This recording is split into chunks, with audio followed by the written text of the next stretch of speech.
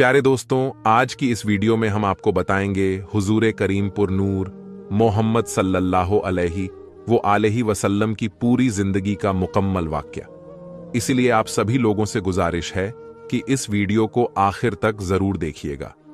वैसे तो देखने वाले 4 घंटे का फिल्म देख लेता है, लेकिन आज ये वीडियो कोई फिल्म नहीं है, बल्कि ये वीडियो उनके मुबारक जिंदगी के बारे में है, जिनके आप और हम उम्मती हैं, और वही कल कयामत के मैदान में हमारा पूरसा निहाल होगा। मुझे तो ये नहीं मालूम कि मेरी वीडियो कौन देख रहे हैं, आप चाहे मर्द हो या औरत, बूढ़े हो या बच्चे, लेकिन आप इस वीडियो को मेहरबानी करके आखिर तक जरूर देखिएगा। दोस्तों, मैं मानता हूं कि यह वीडियो थोड़ी लंबी होगी, लेकिन आप पूरी वीडियो देख लेंगे तो मुझे यकीन है आप अपने नबी, जिनके आप और हम उम्मती हैं, उनके जिंदगी के बारे में जानने के लिए ये पूरा वीडियो जरूर देखेंगे। तो आप अदबो एहतराम से बैठ जाइए और हुजूर की जिंदगी का मुकम्मल वाक्या सुने। हजरत मोहम्मद सल्लल्लाहु अलैहि वसल्लम का हुजूर अकरम सल्लल्लाहु अलैहि वसल्लम की विलादत हुई। यहां पर आपको यह बात भी बताता चलूं कि हिजरी साल का आगाज किस तरह हुआ था। हजरत उमर फारूक रजी अल्लाहु अन्हु के दौरे हुकूमत में उनकी दावत पर तमाम सहाबा इकराम 30 जमादियुस्सानी 17 हिजरी रोज जुमेरात मस्जिद नबवी में जमा हुए। आपने इस्लामी तारीखों सन पर एक अजीम खुतबा दिया। उस वक्त दुनिया में 4 तरह की तारीखें मशहूर हो मारूफ थीं। कमरी तारीख यानी चांद के हिसाब से तारीख देखना, ईसवी तारीख जिसको अंग्रेजी तारीख भी कहा जाता है, तारीख ए इब्रानी जो कि यहूदियों की तारीख है, और तारीखें झोलियानी। हजरत उमर ने फरमाया कि इस्लामी साल चांद के हिसाब से होना चाहिए। अब यह बताइए कि इस्लामी तारीख की इब्तिदा कहां से होनी चाहिए। बाज हजरत सहाबा रजी अल्लाहु अन्हुम ने फरमाया हुजूर अकरम सल्लल्लाहु अलैहि वसल्लम की विलादत बासादत से शुरू होनी चाहिए। हजरत उमर ने फरमाया इस तारीखा में ईसाइयों के साथ मुसाइबा बनती है, क्योंकि उनके साल की इब्तिदा हजरत ईसा मसीह अलैहिस्सलाम की पैदाइश से शुरू होती है। बाद साहबा ने फरमाया कि जब आप सल्लल्लाहु अलैहि वसल्लम को नबूवत मिली, उस दिन से तारीख ए इस्लाम की इब्तिदा होनी चाहिए। आपने फरमाया कि नबूवत का इब्तिदाई जमाना इस्लाम और मुसलमानों पर जुल्म और नाइंसाफी का जमाना था। बाद साहबा ने फरमाया कि आप सल्लल्लाहु अलैहि वसल्लम की वफात से इब्तिदा होनी चाहिए। हजरत उमर ने इस राय को भी रद्द फरमा दिया और फरमाया कि आप सल्लल्लाहु अलैहि वसल्लम की वफात उम्मत मुस्लिमा के लिए हादसे कुबरा और नुकसान ए अजीम था, इसलिए तारीख ए इस्लामी की इब्तिदा मुनासिब नहीं। फिर हजरत उमर फारूक ने खुद फरमाया कि तारीख ए इस्लामी की इब्तिदा हिजरत से शुरू होनी चाहिए, इसलिए कि हजरत ही से हक को बातिल के दरमियान फर्क को इम्तियाज कायम हुआ और हिजरत ही से इस्लाम को फतुहात मिली। अब फिर सवाल पैदा हुआ कि इस्लामी तारीख की इब्तिदा किस महीने से हो। बाज ने कहा कि रमजान से इस्लामी साल शुरू होना चाहिए। हजरत उस्मान गनी रजी अल्लाहु अन्हु ने फरमाया जिस महीना में हुजूर सल्लल्लाहु अलैहि वसल्लम ने हिजरत फरमाई, उसी महीना से इस्लामी साल शुरू होना चाहिए। हुजूर अकरम ने रब्बीउल अव्वल के महीना में हिजरत फरमाई, लेकिन हिजरत का इरादा माहे मुहर्रम ही में कर चुके थे, इसलिए इस्लामी तारीख के साल की इब्तिदा मुहर्रम उल हराम से शुरू होनी चाहिए। लिहाजा इस्लामी साल की इब्तिदा मुहर्रम उल हराम से होना तय पाया गया। चुनांचे इस तरह इस्लामी साल को हिजरी साल का नाम दिया गया और इसको उर्दू में हे से और इंग्लिश में एच से जाहिर किया जाता है। हुजूर अकरम सल्लल्लाहु अलैहि वसल्लम के वालिद का नाम हजरत अब्दुल्ला और आपकी वालिदा का नाम हजरत आमिना बिनते वहब था। हुजूर अकरम की विलादत से पहले ही आप सल्लल्लाहु अलैहि वसल्लम के वालिद हजरत अब्दुल्लाह का इंतकाल हो गया था और आप अभी 6 साल के थे कि आपकी वालिदा हजरत आमिना भी इस दुनिया से रुखसत हो गईं। इसके बाद 8 साल की उम्र तक आपकी परवरिश आपके दादा हजरत अब्दुल मुत्तलिब ने की। 8 साल की उम्र में आपके सर से दादा का साया भी छिन गया और फिर 8 साल की उम्र से लेकर जवानी तक आप अपने चचा हजरत अब्बू तालिब के ज़ेरे कफालत में रहे, जिस रात आप और हैरत में मुब्तला था। उसने अपने चेलों को जमा किया और उनसे कहा कि पता करो माजरा क्या है। शैतान के चेलों ने सारी दुनिया घूमी और सुबह के वक्त नाकाम वापस लौटे और शैतान को बताया कि उन्हें कुछ पता नहीं चल सका। इसके बाद शैतान ने खुद निकलने का फैसला किया और सोचा कि आसमान पर जाकर देखता हूं कि फरिश्तों में क्या बात चल रही है। उस वक्त शैतान को चौथे आसमान तक की रसाई हासिल थी, लेकिन आज चौथा आसमान तो क्या, पहले आसमान पर ही फरिश्तों ने उसे रोक लिया और आतेशी हथियारों से उसे भगा दिया। इसके बाद शैतान जमीन की सैर के लिए निकला और हरम की सरजमीन में दाखिल होने की कोशिश की, लेकिन वहां भी फरिश्तों ने उसे रोक लिया। इसके बाद वह मक्के की पिछली जानिब जबले नूर पर पहुंचा, जहां गाड़े हिरा है और जहां हुजूर अकरम सल्लल्लाहु अलैहि व आलिहि वसल्लम पर पहले वही नाजिल हुई थी। वहां उसने अपने आप को एक छोटी सी चिड़िया के रूप में तब्दील किया और फिर हरम में दाखिल होने की कोशिश की। इस मर्तबा हजरत जिब्राइल अलैहिस्सलाम ने उसे पहचान लिया और उसे वहां से भगा दिया। शैतान ने हजरत जिब्राइल अलैहिस्सलाम से पूछा, ए जिब्राइल, आज कौन सा ऐसा वाकया पेश आया है कि मुझे आसमानों पर जाने से भी रोक दिया गया और अब एक चिड़िया के रूप में भी हरम में दाखिल नहीं होने दिया गया। हजरत जिब्राइल अलैहिस्सलाम ने फरमाया कि आज इंतहाई मुकद्दस रात है। आज सरकारें अंबिया हजरत मोहम्मद सल्लल्लाहु अलैहि व आलिहि वसल्लम की विलादत की रात है। उनकी विलादत होने वाली है, इसीलिए तुझे इस मुकाम पर दाखिले से रोक दिया गया है। शैतान ने हजरत जिब्राइल अलैहिस्सलाम से पूछा कि ए जिब्राइल, ये तो बता दो कि इस पैदा होने वाले बच्चे पर मेरा कोई बस चलेगा कि नहीं, मैं इन्हें बहका सकूंगा कि नहीं। हजरत जिब्राइल अलैहिस्सलाम ने कहा कि इस नूर पर तुम्हारा कोई बस नहीं चलेगा। फिर शैतान ने पूछा कि जिब्राइल, क्या इनका कलमा पढ़ने वाले मेरे बहकावे में आ जाएंगे कि नहीं। हजरत जिब्राइल ने कहा, ए शैतान, रसूल तो रसूल, इनके कलमा पढ़ने वाले पर भी तुम्हारा बस नहीं चलेगा जब तक कि उसके दिल में इस दुनिया की मोहब्बत ना पैदा हो जाए। जब दुनिया की मोहब्बत पैदा हो गई तो शैतान उसको अपना गुलाम बना लेगा। हुजूर ए अकरम सल्लल्लाहु अलैहि व आलिहि वसल्लम की वालिदा जनाबे आमिना कहती हैं कि दौरान हमल मुझे कभी कोई भी दर्द या तकलीफ महसूस नहीं हुई और न कभी कोई ऐसा एहसास हुआ जो पहले बच्चे की विलादत के वक्त अरब की आम औरतें बयान किया करती थीं। आप फरमाती हैं कि मैं और फातिमा बिनते असद कमरे में बैठी थीं कि अचानक कमरे की रोशनी में इजाफा होने लगा और ऐसा लगा कि यह कमरा आंखों से पोशीदा होता जा रहा है। जनाबे फातिमा बिनते असद यह मंजर देखकर घबरा गईं। अपनी जगह से उठी कि घर के मर्दों को जाकर बताएं। हजरत अब्बू तालिब को आवाज दी और जो देखा था वह बयान किया। हजरत अब्बू तालिब ने कहा, फातिमा घबराओ नहीं, यह सारा मंजर उस नूर की वजह से है जो इस दुनिया में तशरीफ लाने वाला है। हजरत आमिना कहती हैं कि इधर हजरत फातिमा बिनते असद बाहर निकली, उधर एक सफेद परिंदा नजर आने लगा। अजीब बात यह है कि मकान की छत भी गायब हो गई है और हर तरफ इस कदर नूर है कि जिसने मेरे इर्द गिर्द की तमाम चीजों को पोशीदा कर दिया है और अब मैं गोया 7वें आसमान तक का मुजाहिरा कर रही हूं। जनाबे आमिना कहती हैं कि उस वक्त एक सफेद परिंदा आया, उसने अपने जिस्म को मेरी पेशानी से मश्क किया।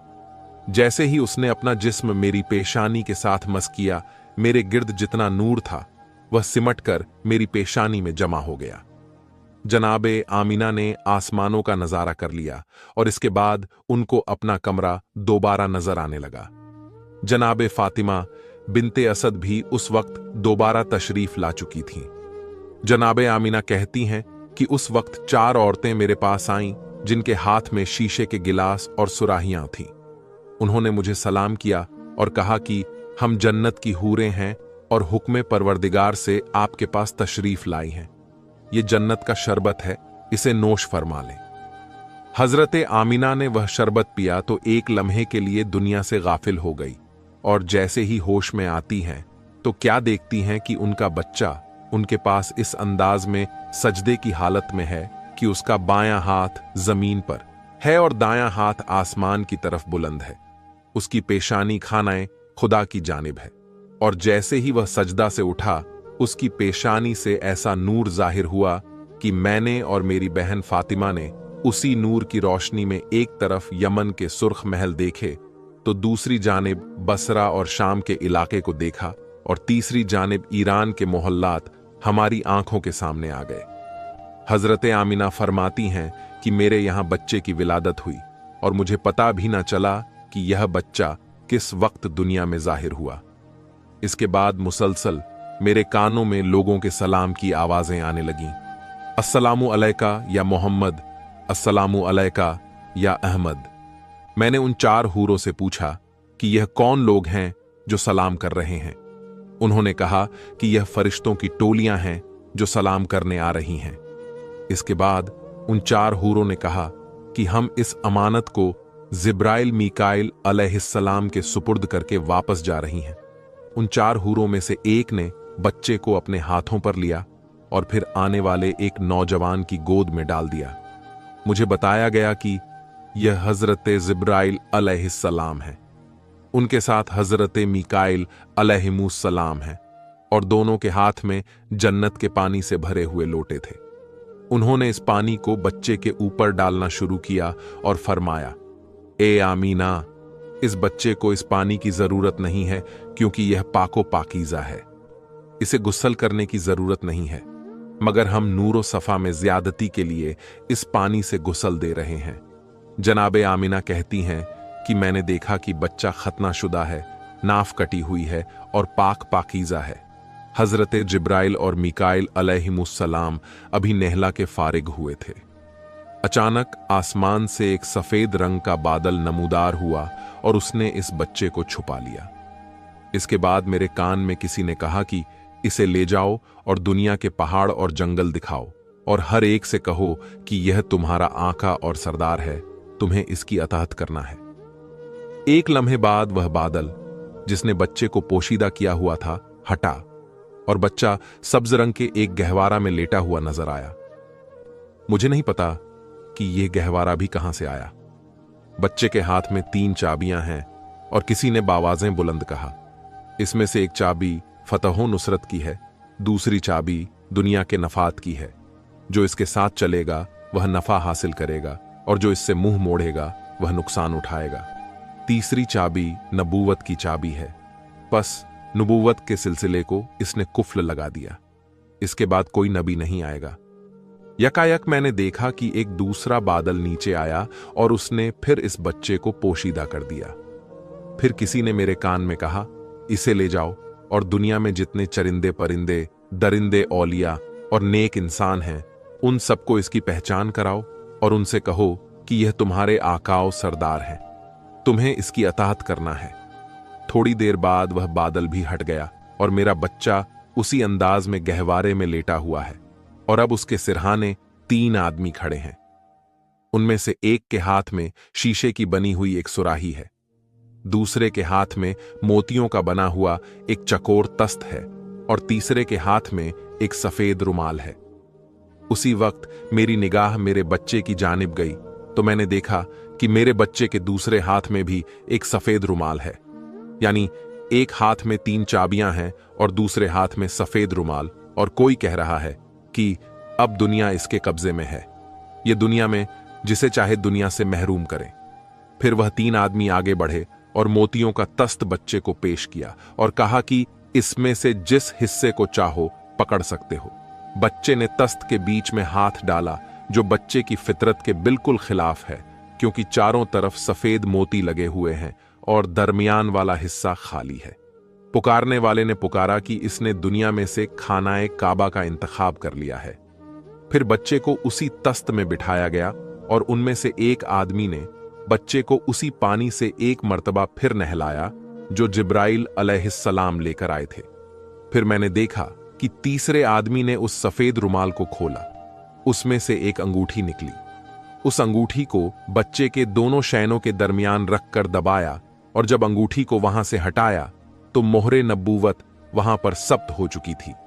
उस वक्त पुकारने वाले ने पुकारा कि यह रिजवान जन्नत है जो इस वक्त रसूल को गुस्ल देने के लिए आया था। यकायक मैंने देखा कि वह तीनों इस मकान से गायब हो गए। जनाबे आमीना कहती हैं कि इस दौरान जबकि मेरे कमरे में इस तरह के मौजेज़ात पेश आ रहे थे, मक्के की सरजमीन पर भी कुछ अजीबोगरीब वाकयात पेश आए। सुबह का वक्त है, मक्के के काफिर अपने घरों में आराम कर रहे हैं और हुक्म परवरदिगार से जन्नत से इस दुनिया के लिए 4 झंडे भेजे गए। पहला झंडा कोहे काफ पे लगाया गया, दूसरा झंडा कोहे अब्बू कुरैश पर लगाया गया, तीसरा झंडा खानाए काबा की छत पर लगाया गया और चौथा झंडा बैतुल मुकद्दस पर लगाया गया। जिब्राइल अलैहिस्सलाम उस वक्त जन्नत से एक कंदील, एक शमादान और एक झालर लेकर आए और उसे काबे के दरवाजे पर लटका दिया गया और परवरदिगार की जानिब से जन्नत से याकूत सुर्ख का बना हुआ एक खेमा हजरत अब्दुल मुत्तलिब की खिदमत में भिजवाया गया। यानी आज की रात मक्के की सजावट हो रही है, मक्के को सजाया जा रहा है। सुबह के वक्त मक्के वाले उठते हैं, करना चाहता हूं ताकि जिस मकसद के तहत मैं अपने वतन को छोड़कर इतने महीनों से मक्के में मुकीम हूं वह पूरा हो जाए और मुझे पता चल जाए कि वाकई वही बच्चा पैदा हुआ है कि नहीं। जनाबे अब्दुल मुत्तलिब उस आलिम की बेचैनी को देखते हुए पैगंबरे इस्लाम को एक कहवारे में लेकर आते हैं। यहूदी आलम की निगाह उस बच्चे पर पड़ी और बे-इख्तियार चीख मारी कि यही वह बच्चा है कि जिसके बाद बनी इज़राइल की बादशाहत खत्म हो गई, बनी इज़राइल से नबूवत खत्म हो गई। यही वह बच्चा है जो सारी दुनिया का हुक्मरान बनेगा और इसकी वजह से अरब अपनी सरजमी से निकलकर सारी दुनिया में फैलेंगे। मक्के वाले जो पहले ही हजरत अब्दुल मुत्तलिब से जले बैठे थे, जब उन्होंने देखा कि जो काहिन आ रहा है उन्हीं के घर में आ रहा है, जो राहिब आ रहा है उन्हीं को बशारत देकर जा रहा है, जो जादूगर आ रहा है वह उन्हीं की तलाश में आ रहा है और हर आने वाला कोई खुशखबरी देकर जाता है, कोई पेशन गोई करके जा रहा है। लोगों का जनाबे अब्दुल मुत्तलिब और इस बच्चे से हसद बढ़ता जा रहा है कि यह कैसा बच्चा है।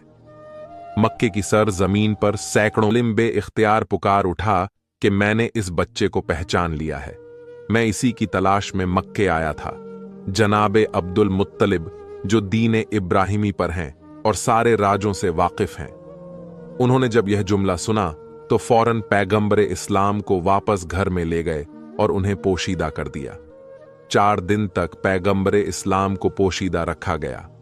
अलबत्ता चौथा दिन जब गुजरा तो अरब का एक इंतहाई पढ़ा लिखा और मशहूर शख्स जिसका नाम सवाद इब्ने कारीद था, हजरते अब्दुल मुत्तलिब की खिदमत में हाजिर होता है और कहता है कि मुझे पता चला है कि आपके खानदान में एक बच्चा पैदा हुआ है, मैं एक दफा उसकी जियारत करना चाहता हूं।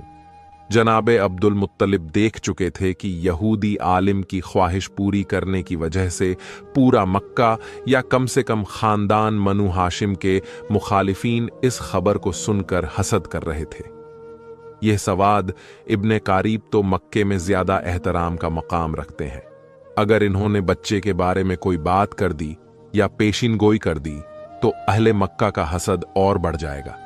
इसलिए जनाबे अब्दुल मुत्तलिब ने इनकार कर दिया कि मैं अपने पोते को इस वक्त मजमा ए आम में नहीं ला सकता।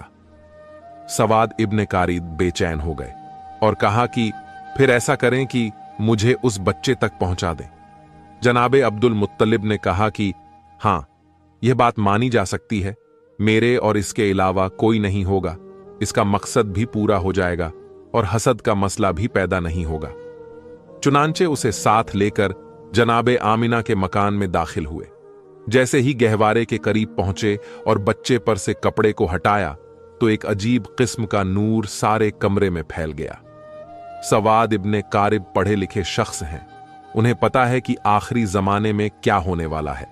बे-इख्तियार झुकते हैं और इस बच्चे के कदमों को बोसा देते हैं। जनाबे अब्दुल मुत्तलिब को कहते हैं कि आप गवाह रहिएगा, मैं इस बच्चे पर अभी से ईमान ले आया हूं। मुझे पता है कि मैं उस वक्त तक जिंदा नहीं रहूंगा जब यह बच्चा ऐलान रिसालत करेगा, मगर आप गवाह रहिए कि मैं अभी इस बच्चे पर ईमान ला रहा हूं, क्योंकि मुझे पता है कि यही अल्लाह का आखिरी रसूल है। चुनांचे बनु हाशिम के अलावा पैगंबरे इस्लाम की पैदाइश के बाद सबसे पहले ईमान लाने वाली शख्सियत सवाद इब्ने कारीब की है। यह वाक़या हुजूर अकरम सल्लल्लाहु अलैहि व आलिहि व सल्लम की विलादत के और जब बीवी हलीमा की निगरानी में रहे तो वह हैरान है कि जब कभी हमारा दिल चाहता कि हम उनको नहलाएं और उनके सर में तेल डालें तो हम देखते हैं कि कोई हमसे पहले नहलाकर और कंघी करके गया है। आम बच्चे सोकर उठते हैं तो उनकी आंखों में मैल वगैरह होता है और जब यह सोकर उठते हैं तो चेहरा बिल्कुल तरोताजा होता है। जब कभी हमने चाहा कि उनका लिबास बदलें, पता चला कि पहले ही उनको कोई नया लिबास पहनाकर चला गया है।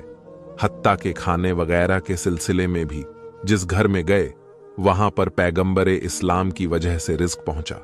घर वालों के खाने से पैगंबरे इस्लाम ने कभी हिस्सा नहीं लिया, तो अब जो भी परवरिश करने वाले हैं वह हैरान हैं कि हमें कोई काम करना ही नहीं पड़ रहा है। हत्ता के जब बचपने की वह उम्र थी कि जब आम तौर पर कुदरती जरूरियात की वजह से बच्चे का लिबास खराब हो जाता है। जनाबे आमिना और जनाबे हलीमा कहती हैं वह जो जरूरी हाजते हैं उनके निशान भी हमने कभी रसूल इस्लाम के लिबास पर नहीं देखे। गर्ज यह कि सारे के सारे काम परवरदिगार ए आलम की मसलहत से तय पा रहे हैं, मगर दुश्मनों का गिरोह मुसलसल हुजूर ए अकरम की तलाश में है। हजरत अब्दुल मुत्तलिब जो दीन इब्राहिमी पर हैं और अपने वालिद जनाबे हाशिम से उनको कुछ राज नबूवत भी मिले हैं, उनमें यह भी था कि इस बच्चे के दुश्मन बहुत ज्यादा होंगे। तुम्हें पूरी कोशिश करना है इस बच्चे को बचाने के सिलसिले में। इस मसले की वजह से हजरत अब्दुल मुत्तलिब पैगंबर इस्लाम को मक्के से किसी और जगह मुंतकिल करना चाहते हैं, खास तौर पर जब उनको पता चला कि अक्सर यहूदियों के गिरोह आते हैं और मक्के के हालात का जायजा लेकर चले जाते हैं। यहूदी बार बार क्यों आ रहे थे, इसके बारे में आपको बताता चलूं। दरअसल यहूदी बहुत अरसा पहले से ही पैगंबरे इस्लाम की विलादत को रोकने की फिक्र में थे। अब्द मुनाहक पर हमला हुआ, जनाबे हाशिम पर हमला हुआ, जनाबे अब्दुल मुत्तलिब पे हमला हुआ, जनाबे अब्दुल्लाह पे हमला हुआ, मुसलसल ये हमले हुए। रिवायत में है कि जब जनाबे अब्दुल्लाह की जवानी का जमाना आया था तो यहूदियों की सारी साजिशों का मरकज ये था कि किसी तरह उन्हें खत्म कर दो तो विलादत ए रसूल रुक जाएगी। यहूदी यह पहचान गए थे कि जनाबे अब्दुल्ला पैगंबरे इस्लाम के वालिद हैं और यह पहचान हजरत याहिया अलैहिस्सलाम के उस कुर्ते की वजह से हुई थी जो यहूदियों के पास था, और जनाबे अब्दुल्लाह की विलादत के वक्त उसमें से खून निकलना शुरू हो गया था। उन्होंने सोचा कि अगर जनाबे अब्दुल्लाह को शादी से पहले कत्ल कर दिया जाए तो रसूलुल्लाह की विलादत नहीं हो सकेगी। चुनांचे उन्होंने हमला कर दिया, मगर वह हमला भी नाकाम हुआ और उसी के नतीजे में जनाबे अब्दुल्ला की शादी जनाबे आमिना से हुई। अब जनाबे आमिना से शादी के बाद यहूदी और परेशान हो गए कि अब क्या किया जाए। किसी न किसी तरीके से विलादत के सिलसिले को रोकना है और इत्तेफाक से उन्हें एक मौका मिल गया। जनाबे अब्दुल्ला किसी काम के सिलसिले में मदीने जाते हैं और मदीना यहूदियों का गढ़ है। चुनांचे रिवायत से पता चलता है कि मदीना में जनाबे अब्दुल्लाह पर हमला हुआ और जहर के जरिए जनाबे अब्दुल्ला को शहीद किया गया। अब यहूदियों को एक इत्मीनान तो हो गया कि पैगंबरे इस्लाम के वालिद तो शहीद हो गए। सिर्फ एक बात का पता करना है कि उनके यहां कोई औलाद है या नहीं। अगर यह पता चल जाए कि यह बे औलाद थे तो घर में जाकर इत्मीनान से सोना, और अगर यह पता चले कि उनके यहां कोई औलाद है तो फिर उसके कत्ल का इंतजाम करना होगा। यहूदियों का एक गिरोह बना। यह लोग खास इस काम के लिए मदीना से मक्का आए। वहां आकर तहकीक की तो इत्मीनान का सांस लिया। जब पता चला कि वो ला औलाद थे, उनके यहां कोई औलाद नहीं थी, चुनांचे बड़े इत्मीनान से वापस मदीने गए। मदीने पहुंचकर मदीना से लेकर शाम तक जहां जहां यहूदी फैले हुए थे सबको यह खुशखबरी पहुंचा दी गई कि मुबारक हो, हमारे लिए जो खतरा था वो खतरा टल गया है। हजरत याहिया अलैहिस्सलाम के कुर्ते से जो खून निकल रहा था अब वो खून सूख गया है, जिससे यह यकीन हो गया कि पैगंबर के वालिद का इंतकाल हो गया है और उनके यहां कोई औलाद भी नहीं है, जिसका मतलब यह है कि अब आखिरी रसूल पैदा नहीं होंगे। यह खुशखबरी सारी दुनिया में यहूद में फैला दी गई।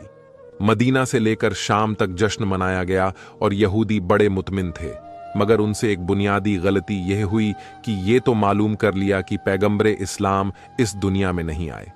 ये तो पता चला लिया कि अब्दुल्ला के यहां कोई औलाद नहीं थी, मगर यह मालूम करना भूल गए कि क्या ऐसा तो नहीं है कि जनाबे अब्दुल्ला की बीवी हजरते आमिना हमीला हो और कुछ महीने के बाद बच्चा पैदा हो जाए। इस तरफ उनका ख्याल गया ही नहीं। यह देखकर मुतमईन होकर घर चले गए कि अब्दुल्ला के यहां कोई औलाद नहीं है। लेकिन जब 12 रब्बीउल अव्वल को अजीबो गरीब वाकयात पेश आए, अवाम को इतनी मालूमात नहीं है, लेकिन यहूदी ओलमा परेशान होकर बैठे हैं, क्योंकि उन्होंने अपनी किताबों में पढ़ा हुआ है कि यह सारे वाकयात उस जमाने के हैं जब आखिरी रसूल पैदा होगा। मगर यह क्या हुआ? आखिरी रसूल कैसे पैदा हो गया? क्योंकि आखिरी रसूल के वालिद को हमने पूरे यकीन के साथ कत्ल किया कि यही रसूल के वालिद हैं, और हजरत याहिया के कुर्ते ने भी गवाही दी कि यही वालिद हैं।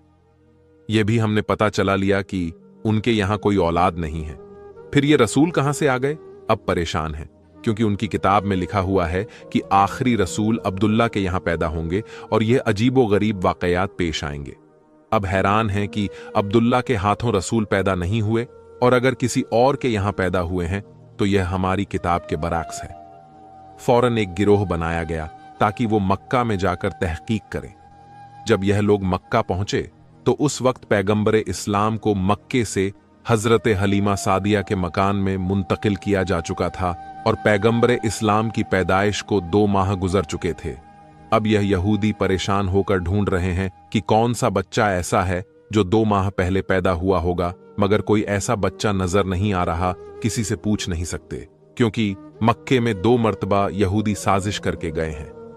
जनाबे अब्दुल्ला पर भी हमला इन्होंने करवाया था, और उनके बाद जनाबे आमिना के बारे में भी तहकीक इन लोगों ने करवाई थी। चुनांचे अब मक्का वाले होशियार हो गए हैं। खास तौर पर खानदानी बनु हाशिम वाले उन लोगों पर नजर रखे हुए हैं। यहूदियों का कोई गिरोह किसी से सवाल नहीं कर सकता। आप पूछ किसी से नहीं सकते। एक एक घर पर ताक लगाए बैठे हैं। खाना काबा में देखते हैं, बाप की गोद में देखते हैं, मगर कोई 2 महीने का बच्चा नजर नहीं आ रहा। नाकाम वापस लौट गए।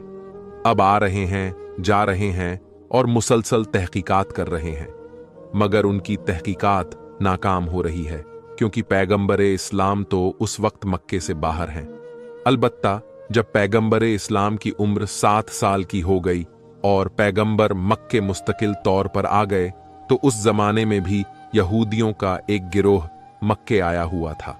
उसकी निगाह इस नौजवान पर पड़ी तो यह देखकर चौंक उठे कि यह नौजवान जो अपने दादा और चाचा के साथ चल रहा है, इसके चलने का तरीका, इसकी बात का तरीका बिल्कुल वही है जो हमारी किताबों के मुताबिक आखिरी रसूल का तरीका है। इसकी हिफाजत करना। बहरहाल यहूदियों की तमाम साजिशों के बावजूद इस मौके पर भी अल्लाह ताला ने अपने रसूल को महफूज रखा। अब वापस आते हैं रसूल अकरम की बचपन की जिंदगी पर। और आखिर इस्लाम में इस मसले में इख्तिलाफ है कि पैगंबरे इस्लाम की विलादत के बाद इब्तिदाई दिनों में पैगंबरे इस्लाम को दूध किसने पिलाया। एक रिवायत यह है कि विलादत के फौरन बाद पहले 8 दिन तक सोबिया ने पैगंबरे इस्लाम को दूध पिलाया। यह सोबिया पैगंबरे इस्लाम के एक चाचा अब्बू लहब की कनीज थी।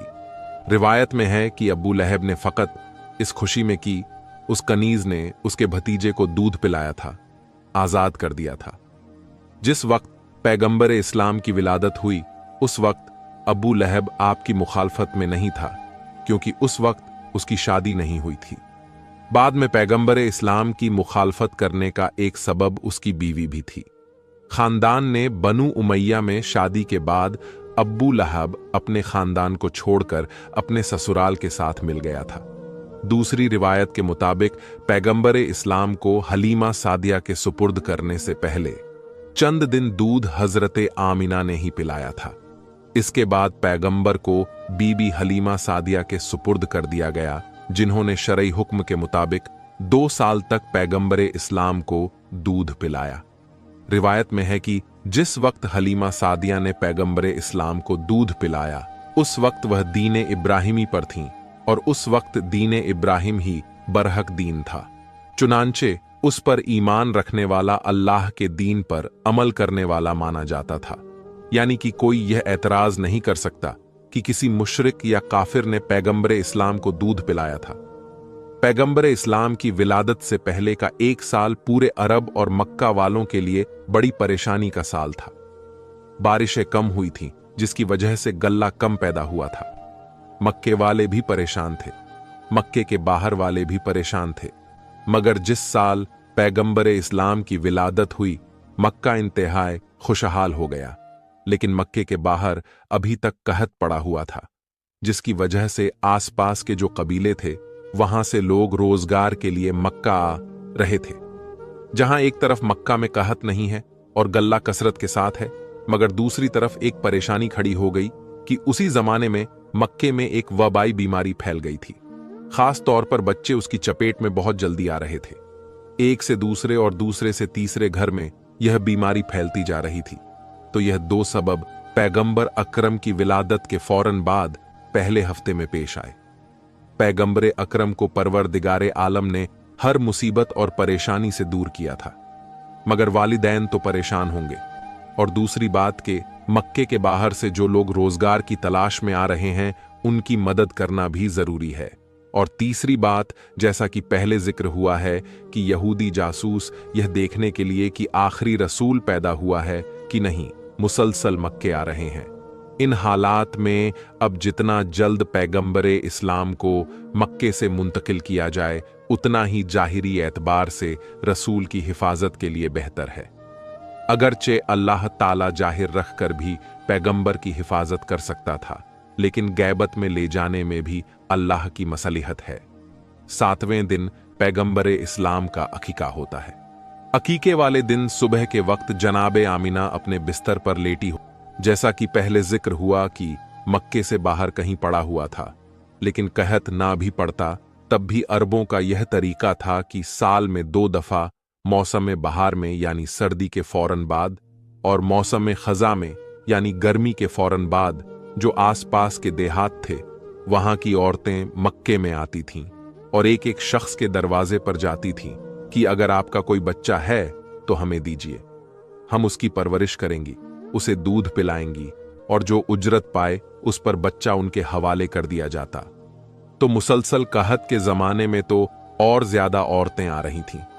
8वें दिन जनाबे अब्दुल मुत्तलिब अपने गुलाम को बुलाकर कहते हैं कि जाकर मक्के के बाजारों में, गलियों में और जहां यह औरतें जमा होती हैं, वहां जाकर मालूम करो कि क्या कोई ऐसी औरत है जो मेरे इस बच्चे को ले जाने के लिए तैयार हो। इधर गुलाम गया, उधर जनाबे आमिना की कनीज आती है और कहती हैं कि हमारी मलिका आमिना ने यह दरख्वास्त की है कि आप जिसका भी इंतखाब करें, एक दफा उसे मेरे पास जरूर भेज दीजिएगा। मक्के से कुछ फासले पर कबीलाए बनी साद अरब का एक बहुत बड़ा कबीला था। बीबी हलीमा का ताल्लुक उसी कबीले से था। इसी निस्बत से नाम हो गया हलीमा सादिया। जनाबे हलीमा सादिया कहती हैं कि हम लोग अपने दस्तूर के मुताबिक साल में 2 दफा मक्के जाते थे और जाने के बाद वहां के साहिबान दौलत और जो सरदार हैं उनके बच्चों को लेकर आते थे। इस साल हमें जाने की जल्दी थी क्योंकि हमारे इलाके में शदीद से शदीद होता जा रहा था। जाएंगे तो किसी साहिबे दौलत का किसी सरदार का बेटा मिलेगा तो हमारी परेशानी दूर हो जाएगी। चुनांचे हमारा काफिला निकला। सारा कबीला एक साथ चल रहा है। पूरे कबीले का एक ही पेशा है, मर्द और औरतें सब साथ जा रहे हैं। जनाबे हलीमा सादिया कहती हैं कि मैं इस पूरे सफर में बेहद परेशान रही, इसलिए कि मैं जिस सवारी पर सवार थी वह एक गद्दी थी और बीमार थी। उससे चला नहीं जा रहा था, बड़ी सुस्त रफ्तारी से चल रही थी। अब मैं भी शर्मिंदा के कबीले वाले मेरी वजह से परेशान हैं। कबीले वालों के आपस में ऐसे ताल्लुकात हैं कि किसी को छोड़कर कबीला आगे भी नहीं बढ़ सकता। मेरे सुस्त जानवर की वजह से सारे कबीले को आहिस्ता आहिस्ता चलना पड़ रहा है। अब अगरचे कोई जुबान से नहीं कह रहा, लेकिन मुझे मालूम है कि उन सबको जल्दी है कि मक्के जाएं और पैसे लेकर आएं ताकि उनकी जिंदगी में राहत और आसानी आए। दूसरा, मेरा मसला यह था कि कहत की वजह से मेरे पास खाने के लिए तो कुछ था नहीं। अपनी गिजा के लिए फकत एक ऊंटनी थी। उसका दूध निकालकर हम लोग पिया करते थे। मगर आज के दिन ऊंटनी भी बीमार थी और उसके पास दूध भी ज्यादा नहीं था। बहुत थोड़ा सा दूध जो हम कभी उसके थनों से निकालते थे वह हम सब इस्तेमाल करते थे और सब भूखे रह जाते थे। हालात ऐसे हैं कि कोई किसी से कुछ मांग भी नहीं सकता। और तीसरी परेशानी मेरे साथ यह हुई कि खुद मेरी गोद में जो बच्चा था उसको पिलाने के लिए भी मेरे पास दूध नहीं था, इसलिए कि मेरे दाएं सीने में दूध बिल्कुल खुश्क हो चुका था। बाएं सीने में दूध था मगर इतना कम कि मेरा अपना बच्चा भूखा रह जाता था। गिजा भी कम मिल रही है। वैसे भी जनाबे हलीमा को उस वक्त बीमारी है। अब इंतहाई परेशान कि हम चल तो रहे हैं मगर इन सारी मुसीबतों के साथ चल रहे हैं। नतीजा क्या होगा? खैर, आहिस्ता आहिस्ता चलते हुए हम मक्का में दाखिल हो गए। मक्के में दाखिल होने के बाद मुझे तो अपनी सवारी के जानवर और अपनी ऊंटनी की भी फिक्र है, और मुझे खुद अपनी भी फिक्र है कि अगर मैंने किसी बच्चे को गोद ले भी लिया तो लाजमी तौर पर देने वाला पहली तहकीक यही करेगा कि उसके बच्चे को पेट भरकर गिजा मिलेगी या नहीं। और मेरी हालत ऐसी है कि मैं अपनी औलाद को भी दूध नहीं पिला पा रही हूं। मैं इंतहाई परेशान थी, जिसकी वजह से मैं दूसरी औरतों के साथ ना जा सकी। पूरा कबीला मक्के में है और मुझे इत्तला मिली कि मक्के के अंदर जितने भी मालदार आदमी हैं, जितने भी साहिबे हैसियत आदमी हैं, उन सब के बच्चे तो दूसरी औरतों ने ले लिए और मुझे कहीं से कोई बच्चा ना मिल सका। अब मैं इंतहाई परेशान की क्या करूं? यकायक मेरे कान में कुछ गुलामों की आवाज आई जो यह कहते हुए मक्के की गलियों और बाजारों में जा रहे थे कि अगर कोई औरत बाकी बची हो तो वो हजरत अब्दुल मुत्तलिब के पास आए और उनके यतीम पोते को अपनी निगरानी में ले लें। जनाबे हलीमा सादिया कहती हैं कि अब्दुल मुत्तलिब का नाम बड़ा नाम है, मक्के के सरदार हैं, सारा अरब उनको जानता है। हैरान है कि फिर ऐसी क्या वजह है कि इस बच्चे को कोई गोद में लेने वाला नहीं है और गुलामों को आवाज लगाना पड़ रही है, फिर भी कोई तैयार नहीं हो रहा। अपने साथियों से पूछा कि तुम अरब के सारे मालदार घरानों के बच्चों को लेकर आई हो, लेकिन सबसे अहम घराने को छोड़ दिया। तो उन्होंने जवाब दिया कि बेशक ऐलान अब्दुल मुत्तलिब की जानिब से हो रहा है, मगर जिसके लिए ऐलान हो रहा है उसका बाप नहीं है, यह यतीम है, और जब बाप नहीं तो हमें यह तवक्को नहीं कि इस बच्चे की परवरिश से हमें कोई नफा पहुंचेगा। इसीलिए कि जो हक बाप अदा करता है दादा, वो हक अदा नहीं कर सकता। इसलिए हम डरते हैं कि अब्दुल मुत्तलिब का नाम सुनकर हम इस बच्चे को ले तो जाएंगे, मगर बाप ना होने की वजह से हमें पूरे पैसे नहीं मिलेंगे। जनाबे हलीमा सादिया कहती हैं कि यह बात मेरी समझ में भी आ गई, इसीलिए ऐलान सुनने के बावजूद मैं वहां पर नहीं गई।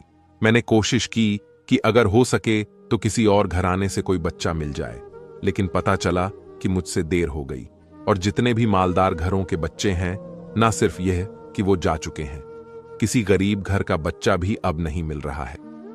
चुनांचे मैं परेशान होकर हजरत अब्दुल मुत्तलिब के पास पहुंची कि चलो, अगर अपनी ख्वाहिश के मुताबिक ना मिले तो खाली हाथ जाने से तो बेहतर है कि जैसा बच्चा मिले तो उसी को ले जाओ। मैं हजरत अब्दुल मुत्तलिब के पास पहुंची और सलाम किया। सलाम का जवाब देते हैं और पूछते हैं कि तुम क्यों आई हो? मैंने वजह बताई। कहा कि यह बताओ कि तुम्हारा नाम क्या है। मैंने बताया कि मेरा नाम हलीमा सादिया है। नाम सुनकर हजरत अब्दुल मुत्तलिब मुस्कुराए और कहा कि नाम तो बहुत अच्छा है, नाम में हिल्म भी है और शहादत भी है। ये दो ऐसी खूबियां हैं कि ये किसी को भी मिल जाए वो दुनिया में भी कामयाब हो जाता है और आखिरत में भी कामयाब हो जाता है। क्या मेरे पोते को अपने साथ ले जाओगी? हलीमा सादिया कहती हैं कि मैं आई इसीलिए हूं। कहा कि नहीं, तुम्हें पहले बहू के पास जाना होगा, आमीना से मुलाकात करो, अगर वो भी राजी हो जाएं तो फिर यह मामला तय पाता है। अब कनीज के साथ हलीमा सादिया जनाबे आमीना के पास तशरीफ ले जाती हैं। उनके कमरे में जाते ही हैरान हो गई। जिस वक्त कमरे में दाखिल हुई, दोपहर का वक्त है और अरब का सूरज जहां पर बादल नाम को नहीं होता है, हर वक्त रोशनी ही रोशनी। लेकिन कमरे में दाखिल हुई तो देखा कि सूरज की रोशनी से हटकर किसी रोशनी से कमरा मुनव्वर हो रहा है। हैरान होकर सवाल किया कि आप अपने कमरे में दिन के वक्त भी चिराग रोशन करके रखती हैं। जनाबे आमिना मुस्कुराकर कहती हैं कि नहीं, ये चिराग की रोशनी नहीं है, ये मेरे बेटे के चेहरे की रोशनी है। ये जिस वक्त से इस कमरे में आया है, हर वक्त ये कमरा रोशन रहता है। जनाबे हलीमा सादिया कहती हैं कि आई तो थी, बड़े बुझे दिल के साथ कोई नहीं मिल रहा, इसलिए लेने आई। मगर यह जुमला सुना तो आगे बढ़कर बच्चे पर निगाह पड़ी। अरे इस्लाम को गोद में लेकर बाहर आईं। फिर उनके दादा हजरत अब्दुल मुत्तलिब के पास गईं। पैगंबर इस्लाम के दादा ने कहा, ए हलीमा, इसे लेकर तो जा रही हो, मगर एक चीज हम तुम्हें बता दें कि इस बच्चे के दुश्मन बहुत ज्यादा हैं। अगर तुम इस बच्चे के साथ किसी अजीबो गरीब वाकये को देखो, कोई नई चीज तुम्हें नजर आए, तो हैरत ज्यादा ना होना और किसी को बताना नहीं कि तुमने क्या देखा है, वरना दुश्मन मुसलसल पीछे लगेंगे। अभी यहां से तो हिफाजत से पैगंबर चले जाएंगे, मगर तुम्हारे कबीले में जाने के बाद अगर यह खबरें फैलने लगीं कि इस बच्चे की क्या बरकतें हैं, तो यहूद के कान खड़े हो जाएंगे। खास वादा लिया, बल्कि कहा कि अगर तुम चाहो तो मैं अपने मोहल्ले में खुफिया मकान तुम्हें दे दूं। हलीमा सादिया कहती हैं कि नहीं, अपने खानदान और अपने कबीले को छोड़ते हुए मुझे अच्छा नहीं लगेगा। खैर, बात तय पाई गई और जनाबे हलीमा सादिया पैगंबरे इस्लाम को साथ लेकर चले और अपने कबीले के पास पहुंची। काफिला फकत उनका इंतजार कर रहा है और बाकी सारी औरतों का मुआमला तय पा चुका है। हर एक को पहले ही बच्चे मिल चुके थे। चुनांचे जैसे ही यह पहुंची, काफिला खड़ा हुआ और हरकत करने लगा। मगर अब जो काफिला हरकत कर रहा है तो सब हैरान थे। आते वक्त हलीमा सादिया को देखकर सब परेशान थे। जाते वक्त हलीमा को देखकर सब हैरान हैं कि उनकी सवारी वो गाधी जो बीमारी के आलम में थी और चला नहीं जा रहा था, अब वापसी पर इतनी तेज रफ्तार से चल रही है कि तेज तरीन घोड़ा भी इस रफ्तार से नहीं चलता। हलीमा सादिया के लिए अपने जानवर को रोकना एक मसला हो रहा है। कहां वो मंजिल के चलाना मसला हो रहा था। 2 कदम चलकर जानवर रुक जाता था और कहां यह मंजिल को रोकना मुश्किल हो रहा है। हलीमा सादिया ये देखकर हैरानो परेशान की ये थोड़ी सी देर में क्या मजा पेश आ गया। और फिर जब दोपहर के वक्त खाने का वक्त आया तो यह देखकर हैरान हो गई कि मेरी ऊंटनी, जिसके थनों में इतना दूध नहीं आता था कि एक आदमी पेट भर के उसे पी सके, इस वक्त इतना दूध है कि सारे कबीले में पेश किया जा रहा है और दूध खत्म नहीं हो रहा है। ये क्या अजीबो गरीब वाकयात पेश आ रहे हैं। मगर जनाबे अब्दुल मुत्तलिब की नसीहत अब समझ में आने लगी कि खबरदार, कोई भी अजीबो गरीब वाकया पेश आए तो किसी को बताना नहीं कि तुमने क्या देखा। बच्चे के दुश्मन ज्यादा हैं। जनाबे हलीमा चल रही हैं, मगर अभी तक फैसला नहीं कर पा रही हैं कि इन वाकयात का मतलब क्या है। फिर काफिला थोड़ी दूर गया था कि हलीमा सादिया को परवरदिगार की जानिब से बताया गया कि क्या वाकया पेश आ रहा है। हलीमा सादिया इतनी भी हैरान ना हो कि घबराकर इस बच्चे को हाथ से छोड़ दे। जनाबे हलीमा काफिले से थोड़ा आगे हैं। करीब से हिरणों का एक झुंड दौड़ता हुआ निकला और उनको देखकर रुक गया। यह बात हिरण की फितरत के बिल्कुल खिलाफ है, क्योंकि हिरण इंसानों को देखकर भागता है। उनमें से एक हिरण ने इंसानी आवाज में कहा, ए हलीमा सादिया, जिस बच्चे को ले जा रही हो इंतहाई बा बरकत और खुशकिस्मत बच्चा है, कायनात का सरदार बनने वाला है। हिफाजत के साथ ले जाना, इज्जत और एहतराम के साथ इसकी परवरिश करना। यह कहकर हिरण गायब हो गए। हलीमा सादिया हिरण की जुबान से इंसानी आवाज में इस बच्चे के बारे में गुफ्तगू सुनकर चौंक गई और वही जवाब हिरण ने दिया, जो सवाल बहुत देर से मेरे जहन में था कि यह क्या अजीबोगरीब वाकयात पेश आ रहे हैं। थोड़ी दूर काफिला और गया। जनाबे हलीमा का जानवर फिर आगे बढ़ गया कि अब करीब ही एक पहाड़ की गाड़ से एक इंतहाई मुकद्दस और नूरानी शक्लो सूरत का शख्स निकल कर आया। बच्चे पर निगाह पड़ी, बे इख्तियार जमीन पर गिरकर सजदा ए शुक्र अदा किया। कहा कि हलीमा सादिया, तुम इंतहाई खुशकिस्मत हो कि तुम्हारी गोद में परवरदिगार ए आलम की इंतहाई कीमती अमानत दी गई है। इसकी पूरी हिफाजत और एहतराम करना। यह कहकर वो शख्स वापस चला गया। जनाबे हलीमा का जानवर जहां काफिले से आगे बढ़ता है, कोई ना कोई मौजीजा पेश आ जाता है। कभी जानवर ने बोला, कभी कोई बुजुर्ग आ गए, कभी दरख्त की शाखें झुकीं, कभी आसमान से बादल की आवाज आई। गर्ज यह कि पूरे रास्ते में मुशाहिदा किया कि कुदरत की जितनी निशानियां हैं वो इस बच्चे के बारे में पैगाम देती जा रही हैं। जनाबे हलीमा सादिया को जनाबे आमिना के घर में इस बच्चे को देखकर इतनी मोहब्बत पैदा हो गई थी, तो उसी वक्त फैसला कर लिया था कि पैसे मिले ना मिले बच्चे को मुझे लेकर जाना है। यह जो वाकया देखे तो मोहब्बत और बढ़ती जा रही है। फिर जो वाकया पेश आया उसकी वजह से जनाबे हलीमा सादिया इस बच्चे से और ज्यादा मोहब्बत कर रही हैं। मां होने के नाते जनाबे हलीमा सादिया के लिए एक मुश्किल मरहला था, मगर इस मरहले से बहरहाल गुजरना तो था कि जनाबे हलीमा का एक सीना बिल्कुल सूखा हुआ है और दूसरे में इतना कम दूध है कि अपना बच्चा पेट भरकर नहीं पी सकता। अब यह बच्चा तो उजरत पे लेकर आई है, मैं किस तरीके से मैं इस मंजिल से गुजरेगी। मगर उस वक्त यह देखकर मोहब्बत हद से ज्यादा बढ़ गई कि जब यह बच्चा आया, हलीमा सादिया का एहसान नहीं लिया। हलीमा सादिया पर एहसान किया है कि जब दूध पिलाने का वक्त आया, हलीमा सादिया ने यह चाहा कि अपने बाएं सीने से दूध पिलाएं, मगर बच्चे ने मुंह फेर लिया, दाएं सीने की जानिब रुख किया। कई मर्तबा कोशिश की। जब यह देखा कि बच्चा नहीं मान रहा तो एक मर्तबा बच्चे को मुखातिब किया, जिस तरह नासमझ बच्चे से आदमी गुफ्तगू करता है। कहा कि ठीक है, तुम अपनी जिद पूरी कर लो, लेकिन तुम्हें यहां से पेट भरने के लिए कोई चीज नहीं मिलेगी। अलबत्ता यह देखकर हैरान हो गई कि जैसे ही उस बच्चे ने सीधे सीने को मुंह में लिया, उसमें से दूध जारी हो गया और इतनी कसरत से दूध जारी हुआ कि दूसरे सीने से भी हलीमा सादिया का अपना बच्चा, जो आज तक भूखा चला आ रहा था, आज पेट भर के दूध पी रहा है। जनाबे हलीमा सादिया ने बच्चे को हाथ में लिया। कितना बाबरकत बच्चा है कि आया तो अपनी गिजा खुद लेकर आया और मेरे बच्चे के दूध में कमी नहीं होने दी, बल्कि उसे और भी ज्यादा दूध मुहैया कर दिया। परवरदिगार की सुन्नत है कि अपने हबीब पर किसी का एहसान नहीं होने देना है, बल्कि हबीब की वजह से दूसरों पर एहसान होना है। इस मसले पर औलमा ने यह बात भी कही है कि बेहुआ जो उसका जुज्ब नहीं था, बल्कि अल्लाह ताला की तरफ से जारी किया गया था। इस बात से वह एतराज भी खत्म हो गया जो हजरत मूसा अलैहिस्सलाम की कौम की तरफ से हो सकता है कि जब हजरत मूसा अलैहिस्सलाम बचपन में फिरौन के महल में पहुंचे थे तो आप पर सबका दूध हराम किया गया था और उनकी वालिदा ने उन्हें दूध पिलाया था, और यह तो अंबिया के सरदार हैं, इन्हें क्यों गैर औरत का दूध पिलाया गया। सफर तमाम हुआ और जनाबे हलीमा सादिया इस बच्चे को लेकर अपने घर पहुंची। तारीख में लिखा है कि जब बच्चे को घर में लिटाया गया तो जनाबे हलीमा की सवारी वह गद्दी 3 मर्तबा बिस्तरे रसूल के गिर्द तवाफ करती है और फिर पेशानी को जमीन पर रखकर इंसानी आवाज में कहती है कि ए सरदार, ए अंबिया, मैं आपकी एहसानमंद हूं कि आपकी वजह से मेरी बीमारी खत्म हो गई।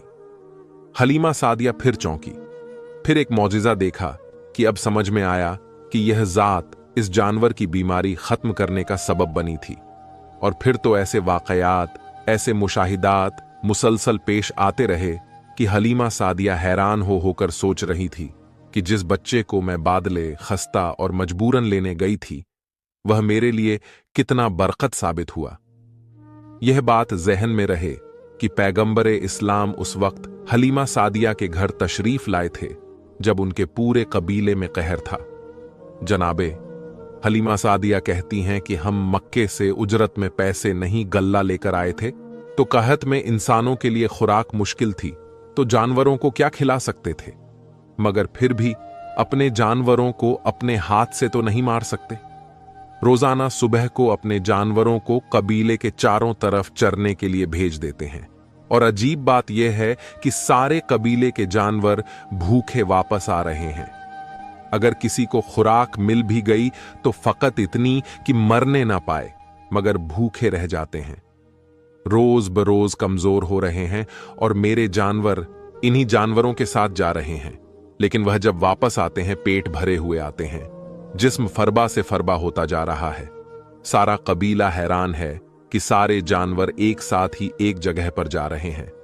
लेकिन सारे कबीले के जानवर कमजोर होते जा रहे हैं और हलीमा सादिया के जानवरों के साथ इतनी बरकत। जनाबे हलीमा सादिया कहती हैं कि जब यह बच्चा मेरे घर में आया उस वक्त मेरे घर में भेड़, बकरियां, ऊंट और बाकी जानवर मिलाकर कुल 22 जानवर थे, और जब 5 साल बाद यह बच्चा हमारे घर से गया तो हमारे जानवरों की तादाद 1020 हो चुकी थी। पैगंबरे इस्लाम उस घर में जितना अरसा रहे एहसान नहीं लिया, बल्कि हलीमा सादिया और उनके कबीले पर एहसान किया है। जनाबे हलीमा माजिद कहती हैं कि मुझे इस बच्चे का कोई काम सर अंजाम ना देना पड़ा। जब कभी मैं इरादा करती कि आज इसके बालों में कंघी करूं और मैं यह देखती कि इसके बालों में कंघी हो चुकी है, जब इरादा करती कि इसका चेहरा धो तो देखती कि इसका चेहरा पहले से धुला होता। जब कभी यह इरादा करती कि आज इसका लिबास बदलना है तो लिबास पहले से बदला हुआ होता। मैं हैरान हुआ करती कि यह सारे काम कौन अंजाम देकर जाता है, कौन है, किस वक्त आता है, मुझे पता भी नहीं चलता। और मसला फकत हलीमा सादिया के घर तक नहीं। हलीमा सादिया को तो बरकत मिली ही, मगर सारा कबीला पैगंबरे इस्लाम से मुतासिर हो रहा है। यही वजह है कि उन 5 सालों में यहूदी पूरा जोर लगा रहे हैं कि पता तो चले बच्चा गया तो गया कहां, मगर उन्हें जर्रा बराबर भी खबर ना मिल सकी, फकत इसलिए कि हलीमा सादिया का सारा कबीला पैगंबरे इस्लाम पर जान छिड़कता है, पैगंबरे इस्लाम से मोहब्बत करता है। और सबब यह है कि जनाबे हलीमा कहती हैं कि पहले दिन मैं इस बच्चे को लेकर अपने कबीले के उस दरख्त के पास गई जो सूखा हुआ था। मैं इस बच्चे को लेकर उस दरख्त के नीचे बैठी और हमने देखा कि खुद ब खुद उस दरख्त पर पत्ते आ गए, सरसब्ज़ो शादाब हो गया और फल लग गए, और फकत दरख्त का मसाला नहीं है। जिसके घर में इस बच्चे को लेकर जाऊं वह घर खुशहाल हो जाता है। जो इस बच्चे के करीब आ जाए उसकी किस्मत ही बदल जाती है। यहां तक कि हमारे कबीले की जो सबसे गरीब औरत थी, इतनी गरीब थी कि उसका लक़्ब पड़ गया। उम्मुल मासाकिन, सारे मिस्कीन की मां, यानी सबसे गरीब और फकीर औरत। सिर्फ एक मर्तबा वह मेरे घर में कुछ मांगने आई। मेरे घर से जब उसे कुछ ना मिल सका और वह जाने लगी तो चलते चलते उसकी निगाह इस बच्चे पर पड़ गई। 14वीं रात के चांद की तरह इसका चेहरा चमक रहा है। खुद ब खुद वह आगे बढ़ी और पैगंबरे इस्लाम की पेशानी को बोसा दिया। एक अरसा नहीं गुजरा था कि वह हमारे कबीले की मालदार तरीन औरतों में शुमार होने लगी। उसे इस बात का एहसास भी था कि यह तब्दीली किस वजह से आई है, चुनांचे अब वह सुबह शाम आती है और इस बच्चे के तलवे अपनी आंखों से मलती है। तो अब पूरा कबीला किसी ना किसी तरह पैगंबरे इस्लाम से इस्तीफा अदा कर रहा है और सारे कबीले की बरकतें बढ़ती जा रही हैं और सारा कबीला पैगंबरे इस्लाम से मोहब्बत करने वाला है। अजीबो गरीब बातें देख रहे हैं मगर किसी को नहीं बता रहे हैं। पैगंबरे इस्लाम दरख्त के करीब से गुजरे तो अगर सूखा हुआ दरख्त है तो वह सरसब्ज शादाब हो जाए, सरसब्ज शादाब दरख्त है तो उसके सब्ज में और इजाफा हो जाए। किसी नहर के करीब से गुजरें, अगर सूखी नहर है तो पानी जारी हो जाए, अगर पानी जारी है तो पानी की मिकदार बढ़ जाए। जिसके खेत के करीब से गुजरें उसकी फसल कई गुना बढ़ जाए। इसके साथ साथ उनके जानवरों की तादाद भी बढ़ रही है और अरब में उस वक्त जानवरों को सोने चांदी से भी ज्यादा कीमती समझा जाता था। मगर जहां जानवरों की तादाद ज्यादा हो रही है वहां पर उनके दुश्मन भी ज्यादा होते जा रहे हैं। चुनांचे अरब के सहरा में भेड़िए बड़ी कसरत के साथ थे और हर काबिले का मसला यह होता था कि अपने जानवरों को भेड़िए से कैसे बचाया जाए। पैगंबरे इस्लाम के आने से इंसानों को तो बरकतें मिलीं, मगर किसी जानवर को भी नुकसान नहीं पहुंच सकता है।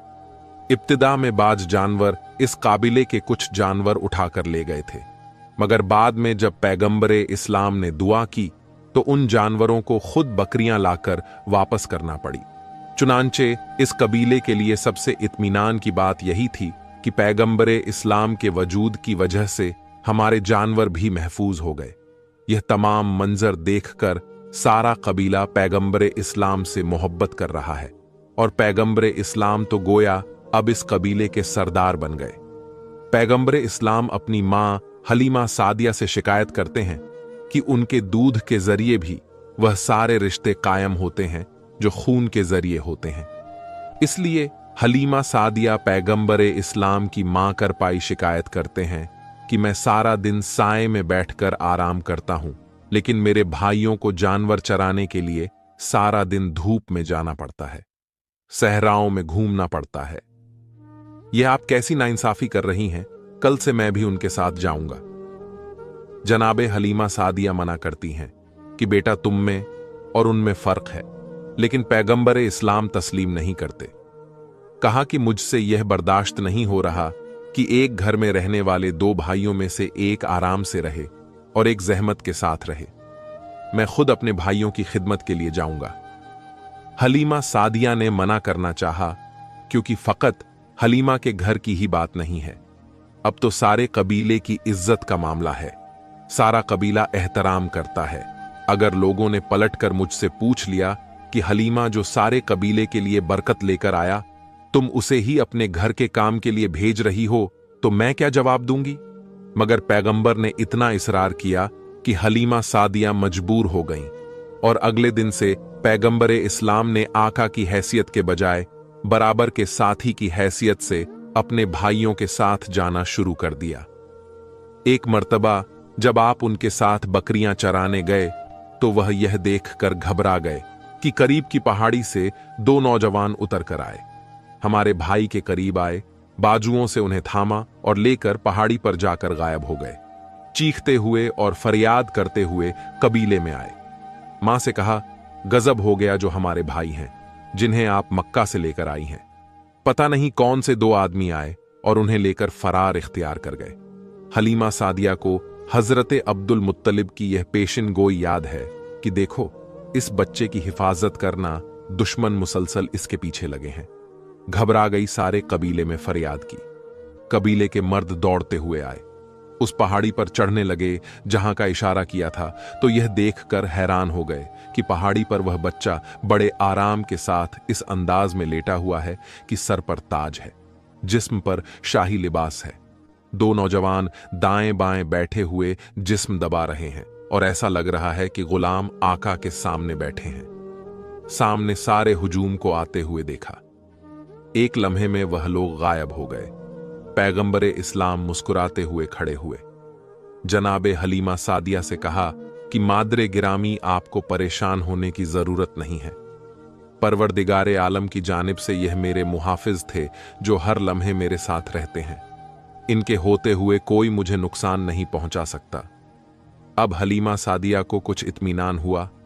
इसके बाद भी 3 मर्तबा पैगंबरे इस्लाम इस तरह गायब हो गए थे, लेकिन अब हलीमा सादिया को इत्मीनान होता था। 2 साल का अरसा गुजर जाने के बाद हलीमा सादिया 1000 आरबिट और 100 कुरैशियों को कत्ल करूंगा। फिर पर्दा पकड़कर कहते हैं, परवरदिगार, मैंने अपने पोते को तेरी हिफाजत में दिया था, तू ही उसकी हिफाजत करने वाला है। यकायक एक और आवाज आती है, ए अब्दुल मुत्तलिब, घबराने की जरूरत नहीं है परवरदिगार। ए आलम ने तुम्हारे बच्चे को महफूज रखा है और मक्के के करीब फलां शहर के फलां मुकाम पर जाओ, वहां तुम्हारा बच्चा तुमको मिल जाएगा। जनाबे अब्दुल मुत्तलिब नंगी तलवार लेकर सवारी का जानवर मंगवा चुके हैं। इस पर सवार होकर चले और मुकर्रर मुकाम पर पहुंचे और यह देखकर हैरान रह गए कि सहरा में बबूल का दरख्त लगा है, लेकिन उसमें ताजा खजूरें लटक रही हैं। पैगंबरे इस्लाम उन खजूरों को तोड़कर खा रहे हैं और दाएं बाएं 2 इंतहाई खूबसूरत नौजवान खड़े हैं। हजरते अब्दुल मुत्तलिब ने अंदाजे से पहचान लिया कि यह मेरा पोता है, क्योंकि 8 दिन की उम्र से आज तक, यानी 2 साल की उम्र तक, अपने पोते को नहीं देखा था। करीब पहुंचे और पैगंबर से पूछा कि तुम कौन हो?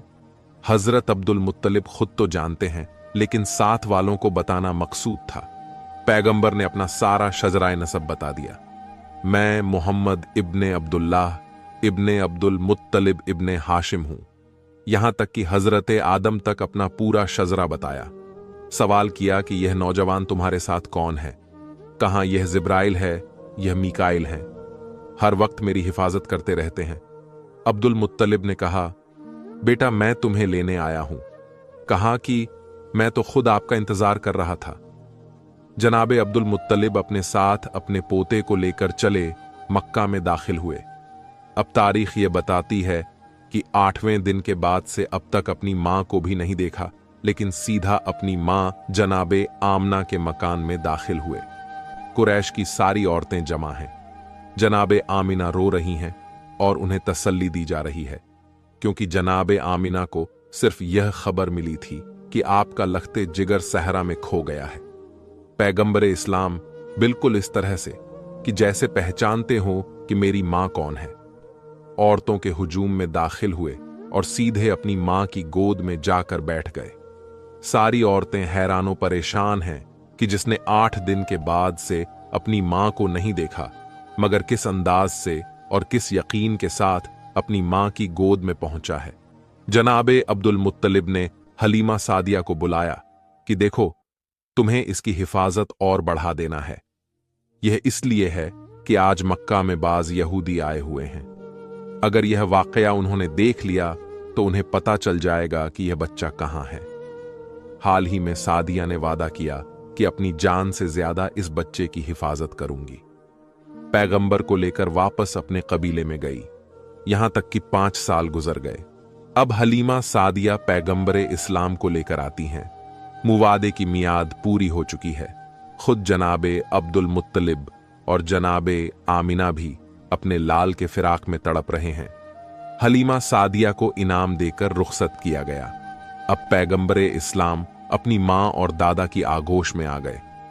तारीख बताती है कि 1 साल अपनी मां के साथ और रहे, यहां तक कि रसूले खुदा की उम्र 6 साल की हुई। जब रसूले खुदा की उम्र 6 साल की हुई तो रात को ख्वाब में जनाबे आमिना ने अपने शौहर अब्दुल्ला को देखा। एक मर्तबा तड़प उठी। सुबह आंख खुली तो अपने ससुर जनाबे अब्दुल मुत्तलिब के पास आती हैं और आने के बाद इजाजत तलब करती हैं कि मैं मदीना जाना चाहती हूं। वहां पर मेरे मामू भी हैं और मेरे मामू के बेटे भी, और वहीं पर मेरे मरहूम शौहर की कब्र भी है। मैं उनकी कब्र की जियारत करना चाहती हूं। चुनांचे जनाबे अब्दुल मुत्तलिब की तरफ से इजाजत मिलने के बाद जनाबे आमिना अपने, यह खानदान पैगंबरे इस्लाम का ननिहाल खानदान है और यही वह कबीला था कि जब हजरत रसूल खुदा सल्लल्लाहु अलैहि व आलिहि व सल्लम मक्का से हिजरत करके मदीना आए तो इस कबीले की बच्चियों ने आपको खुश आमदीद कहने के लिए मशहूर मारूफ कसीदा ताला अल बदरू अलैना पढ़ा था।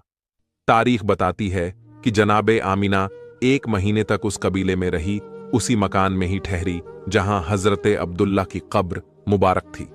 कुछ अरसा वहां गुजारने के बाद वापसी का इरादा किया। मदीने से मक्का के लिए रवाना हुई। मदीने से तकरीबन 100 किलोमीटर के फासले पर पहुंची कि मक्का में अबवा आ गया।